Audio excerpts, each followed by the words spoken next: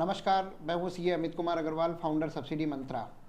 आज हम डिस्कस करेंगे राजस्थान राज्य प्रदूषण नियंत्रण मंडल द्वारा दी गई सीटीई और सीटीओ और उनसे संबंधित प्रावधानों के बारे में। राजस्थान में किसी भी उद्योग, निर्माण कार्य, अन्य व्यावसायिक गतिविधियों के लिए जो भी जल वायु प्रदूषण के कारण बन सकते हैं, राजस्थान राज्य प्रदूषण नियंत्रण मंडल द्वारा अनापत्ति प्रमाण पत्र लिया जाना आवश्यक होता है। राजस्थान राज्य प्रदूषण नियंत्रण बोर्ड, इसकी स्थापना अधिनियम के तहत की गई थी, जिसका मुख्य उद्देश्य राज्य में प्रदूषण नियंत्रण नियमों को लागू करना, जलवायु, भूमि, ध्वनि इत्यादि के प्रदूषण को नियंत्रित करना है। यह 2 प्रकार की एनओसी जारी करता है। सबसे पहले कंसेंट टू एस्टेब्लिशमेंट। किसी भी उद्योग को लगाने से पहले अपने को कंसेंट टू एस्टेब्लिशमेंट लेना होता है। यह कोई भी उद्योग राजस्थान में किसी भी प्रकार का लगता है तो इसमें 4 कैटेगरी होती है: वाइट, ग्रीन, ऑरेंज और रेड कैटेगरी। इनमें से अपने को अपने व्यवसाय और प्रदूषण के आधार पर कैटेगरी का चुनाव करना होता है।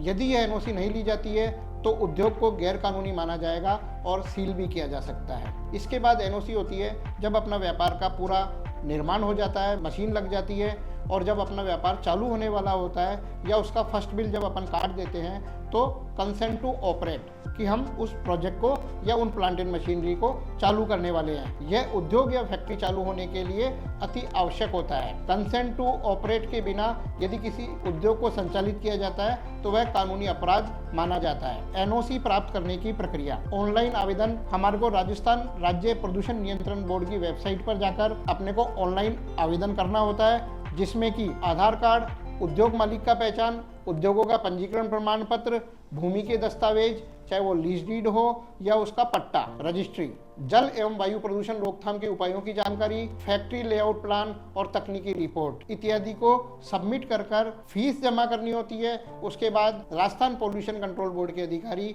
प्रोजेक्ट को आकर निरीक्षण करते हैं और उसके बाद एनओसी जारी होती है। इसमें सीटीई के लिए 10,000 से लेके 50,000 ग्रीन कैटेगरी में और आगे इसी प्रकार व्हाइट कैटेगरी में कोई चालान जमा नहीं होता है। रेड कैटेगरी में, ऑरेंज कैटेगरी में अलग अलग प्रकार के चालान जमा होते हैं, जो कि 10,000 से लेकर और 5 लाख तक होते हैं अपनी अपनी प्रदूषण के आधार पर। यदि ये एनओसी उद्योग संचालन पर नहीं ली जाती है, 50,000 से लेकर 5 लाख तक का जुर्माना हो सकता है। बार नियमों का उल्लंघन करने पर फैक्ट्री को सील भी किया जा सकता है।